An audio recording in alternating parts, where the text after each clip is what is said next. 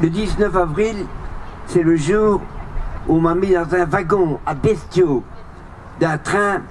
C'était le 20e convoi qui déportait 1600 juifs de Malines à Auschwitz.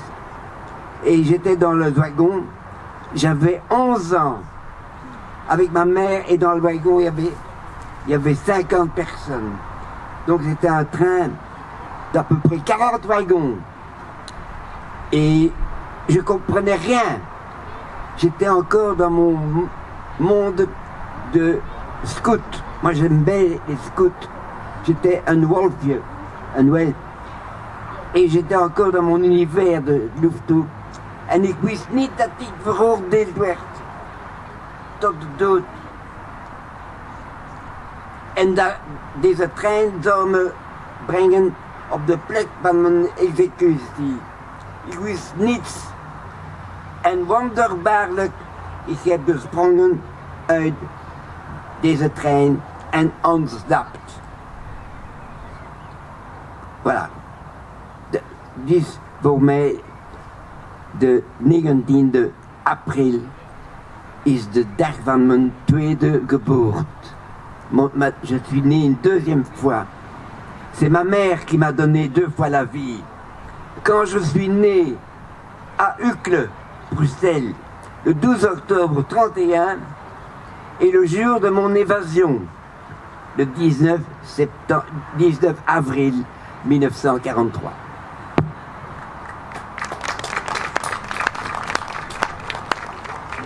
Merci. Et est-ce que, du coup, vous pouvez nous expliquer ce que cette commémoration aujourd'hui du 8 mai, ça veut dire pour vous? Le commémorer aujourd'hui, le 8 mai 45, le 8 mai, c'est le jour où Hitler a capitulé. C'est le jour où la guerre s'est terminée en Europe. C'est un jour très important. Et ça a été un feestdag in Belgique pendant des années, et tout d'un coup on l'a supprimé. Et moi je veux le rétablir, parce que le devoir de mémoire, c'est un des éléments principaux de lutte contre l'extrême droite. Parce que l'extrême droite, de extrême rechts, is de wieg van de fascisme, van de antisemitisme, waarvan ik slachtoffer ben geweest. C'est de wieg van de nazisme, van de racisme. En van de haat ook. Donc, dat is zeer belangrijk. Oh, et c'est très important de demander qu'on rétablisse le 8 mai comme jour férié, feestdag, comme c'est le cas dans d'autres pays. En France, par exemple, c'est toujours un jour férié. Et comme le 11 novembre. Merci. Merci Simon. Je vais poser quelques questions à nos autres intervenants et puis je reviens vers toi. Mijn eerste vraag aan jou is het thema van de herdenking dit jaar. Het is vrouwen in het verzet. Hoe kunnen wij vandaag voortbouwen op die erfenis van de vrouwen die voor ons kwamen in het verzet? Er zijn 3 zaken uit al die strijd van vorige generaties dat we volgens mij moeten meenemen. Dat is ten eerste optimisme. Het is mogelijk. Als wij ons allemaal verenigen, kunnen we overwinningen behalen. Er zijn heel veel dingen die mijn generatie misschien ondertussen vanzelfsprekend beschouwt. Weekend, 8-urendag, betaalde vakantie. Vrouwen mogen een eigen bankrekening hebben. Dat zijn allemaal zaken. Nog niet eens zo lang geleden was dat helemaal niet het geval. En dat is omdat er strijd geweest is door de vakbonden, door sociale organisaties, dat we dat gewonnen hebben. Dus het is mogelijk. En dat optimisme moeten we meenemen in de strijd die komt. Ten tweede de inspiratie.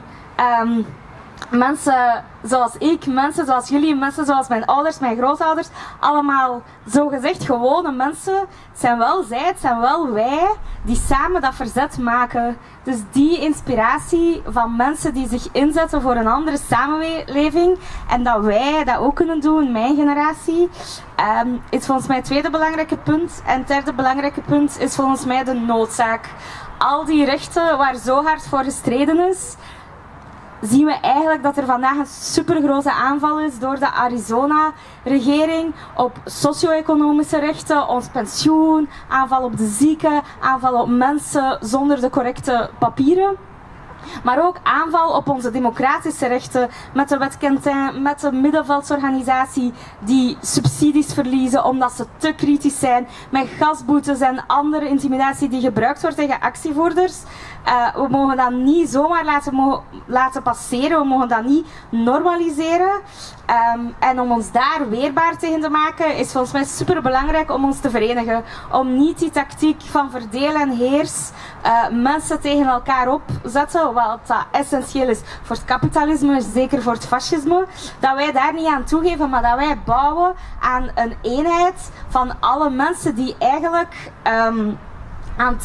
wij staan aan dezelfde kant van het koord. Als het een touwtrek zou zijn tegenover zij die het geld en de macht hebben, zijn wij die eigenlijk het aantal hebben als we ons verenigen. Dus ik denk dat de weerbaarheid vooral daar zit en dat we mogen geloven in de nieuwe generaties en dat alle nieuwe generaties leren van de vorige, maar ook de creativiteit hebben om aan de context die zich steeds aanpast, nieuwe daden van verzet, nieuwe tactieken toe te passen om te blijven strijden voor een rechtvaardige samenleving.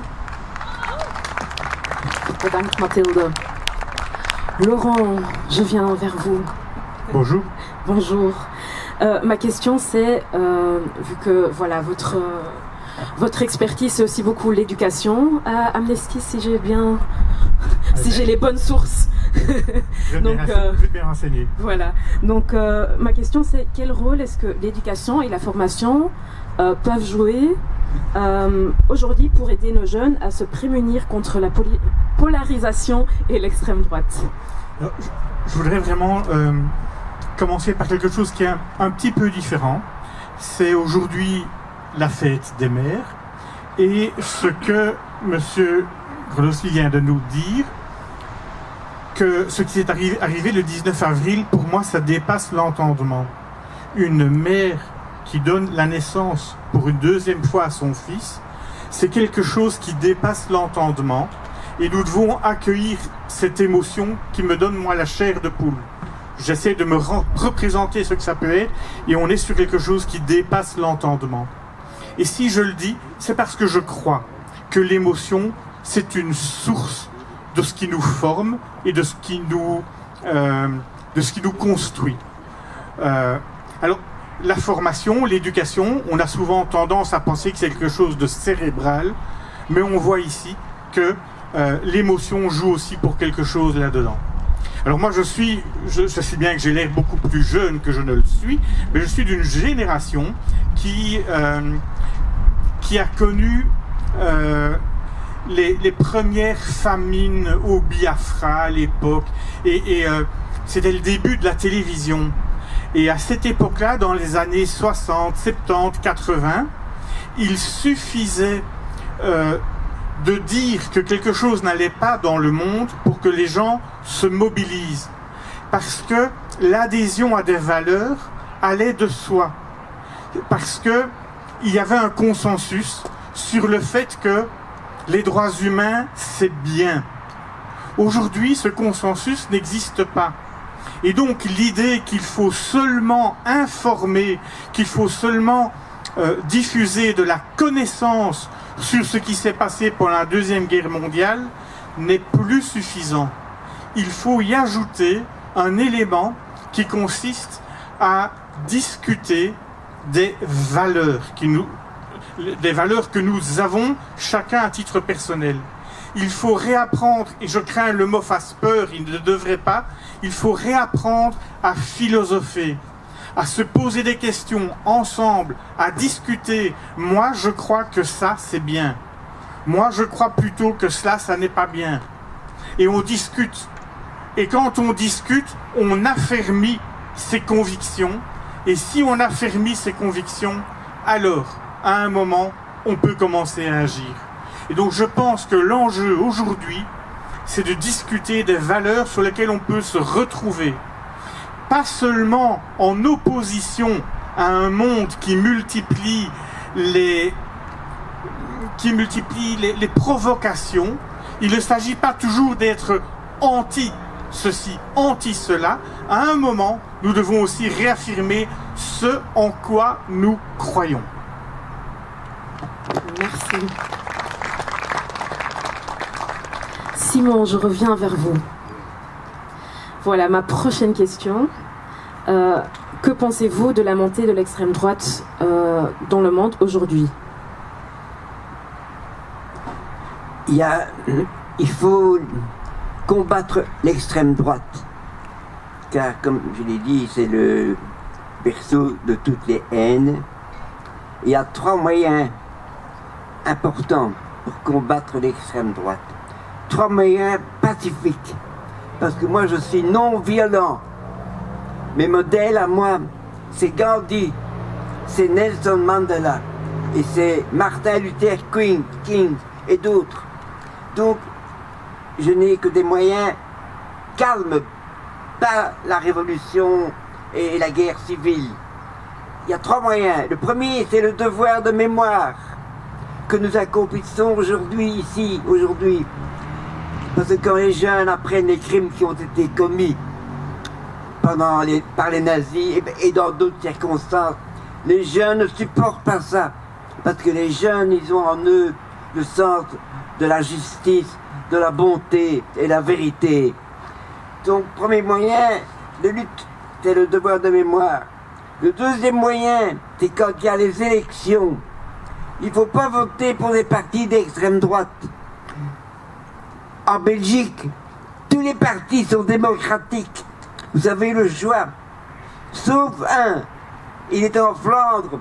Il ne faut pas voter pour le Vlaams. Mais je dis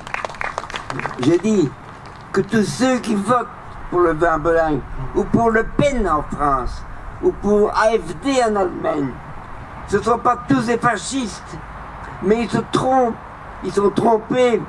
C'est une erreur, parce que dans les dirigeants de ces partis, il y a des gens dangereux, il y a des nazis, partout, et maintenant, ils se présentent bien maintenant, ils sont d'autant plus dangereux. Donc, alors moi je vous dis qu'aujourd'hui, par exemple, je n'ai pas apporté un message de chagrin, mais un message d'espoir et de bonheur. Oui, c'est vrai, l'extrême droite relève la tête à gauche et à droite, enfin de ci, de là. Mais j'ai confiance en l'avenir, parce que malgré toutes les tragédies, comme celles que j'ai vécues comme enfant, du passé, et les tragédies d'aujourd'hui, parce qu'aujourd'hui encore, il y a des gens qui souffrent dans le monde. Il y a des peuples qui souffrent aujourd'hui. Moi, je garde ma foi dans l'avenir, car je crois en la bonté humaine. Et cet événement d'aujourd'hui, votre accueil, tout ça, ça fortifie ma foi.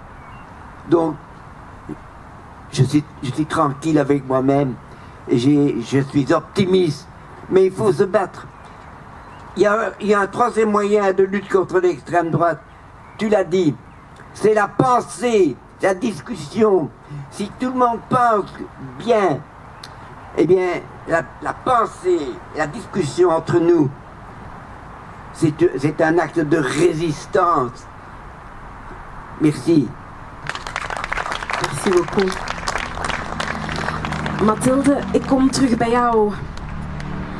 Mijn tweede vraag is, we zien vandaag dat extreem rechts zich vaak tegen vrouwenrechten en LGBTQIA+ rechten richt.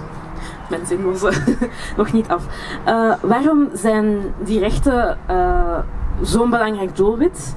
En wat zegt dat over de macht en de ongelijkheid in onze samenleving vandaag? Ik denk als we kijken naar de manier waarop dat extreemrechts en ook rechts eigenlijk probeert om het ideaal van de vrouw aan de haard te herstellen. Op sociale media, heel erg vanuit de Verenigde Staten, maar ik zie dat ook meer en meer in Nederlandstalige, Franstalige filmpjes. Het idee van de threadwives en kan heel erg duidelijk recht zijn, maar we zien ook meer en meer een soort ecologische threadwife die thuis is om de kinderen allerlei organisch voedsel uit eigen tuin te voeden. Maar wat zien we daarmee met dat idee van die vrouw aan de haard, de vrouw die thuis is om voor de kinderen te zorgen?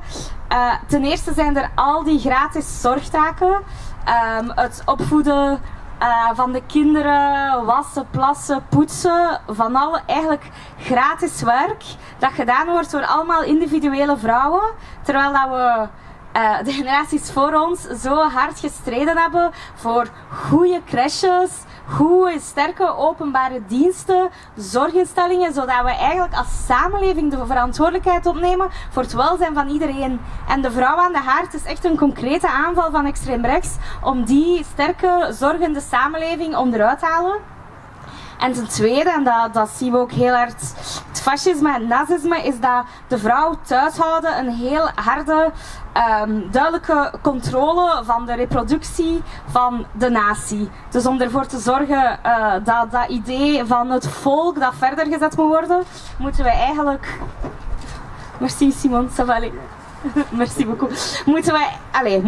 Willen ze zorgen dat ze kunnen zien, toch zeker zijn dat de kinderen die gebaard worden door de vrouwen, dat we weten wie de vaders zijn. Dus ook daarvan zien we nog die extreme controle op het vrouwenlijf. Oké, bon. Ik ga het doen zonder papieren, want dat helpt mij niet. Controle van het vrouwenlijf. C'est ok Simon, je vais le faire sans papier.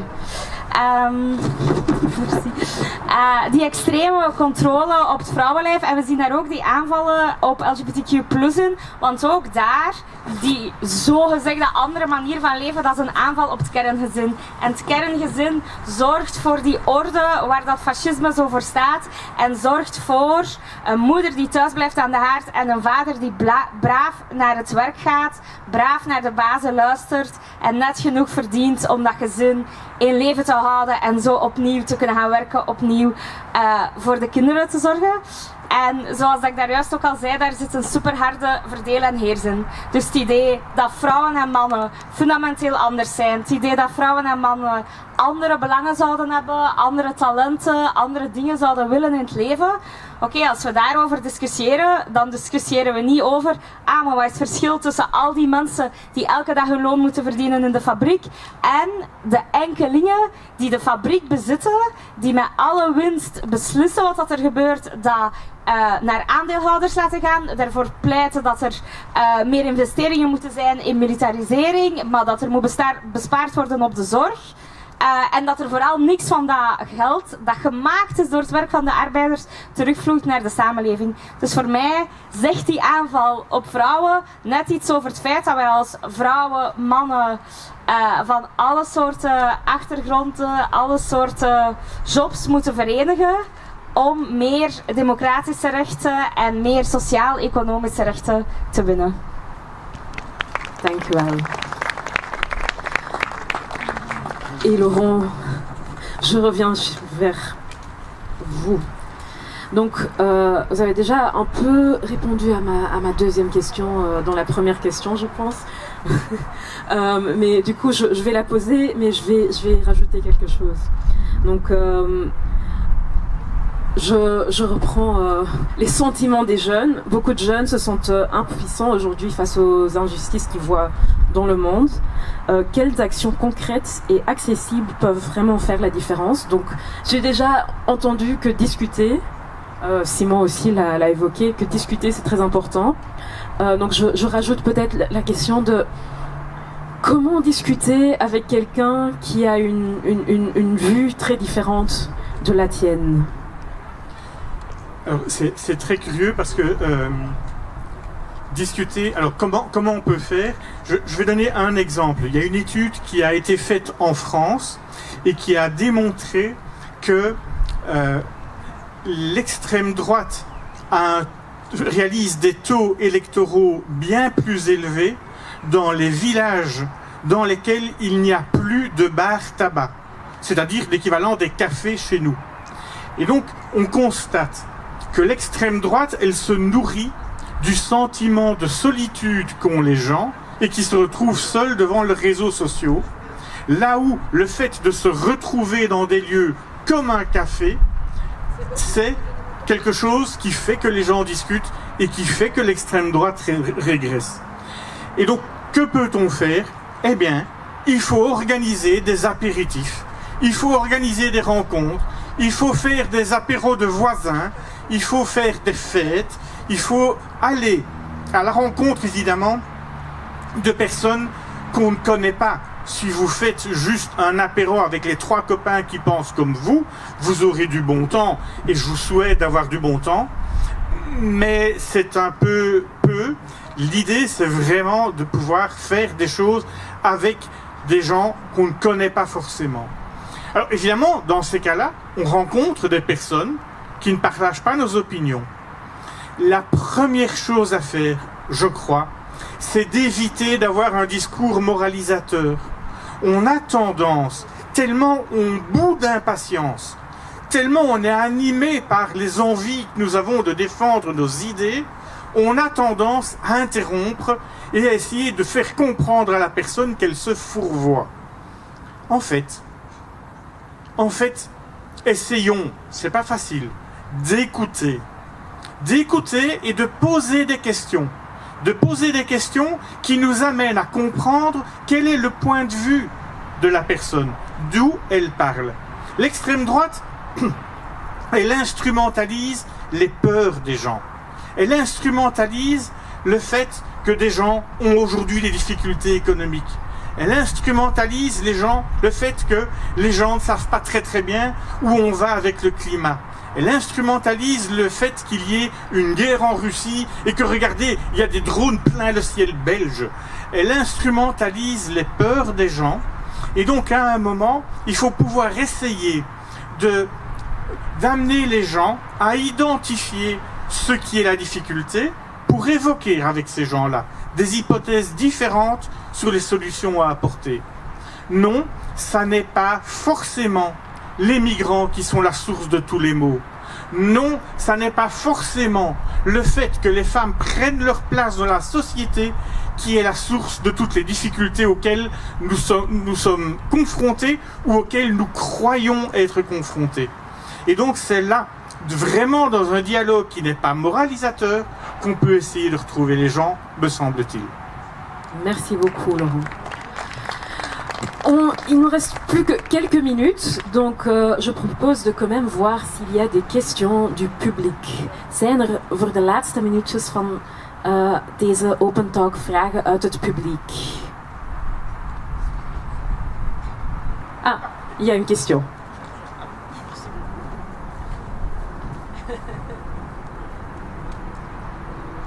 Est-ce que Simon, tu peux faire du piano, s'il te plaît?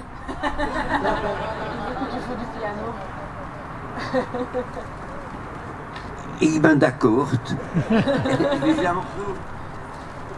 Est-ce que le piano encore Ben, je pense que c'est une excellente idée de finir avec un peu de musique. Merci beaucoup, merci.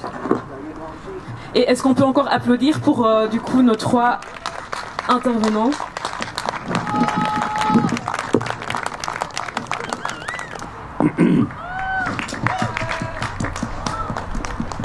Je vais jouer un petit morceau pour tout le monde que j'aime bien et qui se rapporte à cette journée formidable. Ça s'appelle And I Say to Myself, What a Wonderful World. Woo!